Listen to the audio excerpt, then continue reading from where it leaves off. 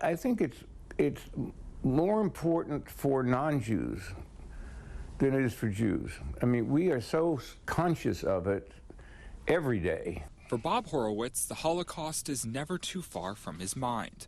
Ahead of International Holocaust Remembrance Day on Saturday, he invited us into his South Bay home to discuss his journey of survival. I've always had a great anxiety. Born in modern-day Poland in 1937, Horowitz says his early childhood was tumultuous. Throughout World War II, he and his family fled throughout Europe, living underground for several years in the Netherlands to evade capture by the Nazis, being smuggled through Belgium, France, and Spain before managing to get on a ship to South America.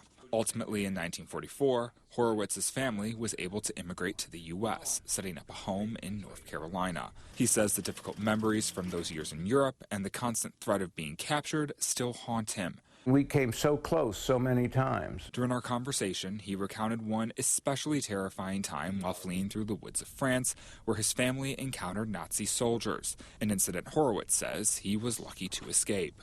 A French girl came along and started talking to the soldiers and distracted them. Whether she did it knowingly or not, I don't know, but she did. While Horowitz and his parents counted themselves among the lucky ones who managed to escape persecution, he tells us not everyone in his family shared the same fortune. My mother's parents died in concentration camps, and my mother's uncles and aunts died in concentration camps. My father lost 2 brothers and a sister and 2 nieces. Horowitz went on to graduate from Yale Law School and have a successful career as an attorney. These days, though, he spends time talking about his experiences during the Holocaust.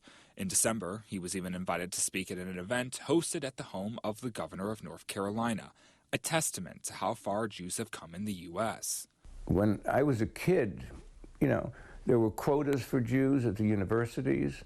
You were told, don't go to work for, the Dow 30 industrial companies because there's a ceiling, you won't advance.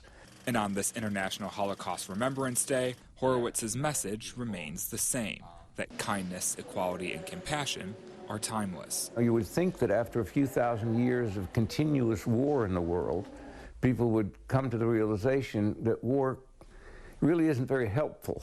In the South Bay, Tim Johns, ABC 7 News.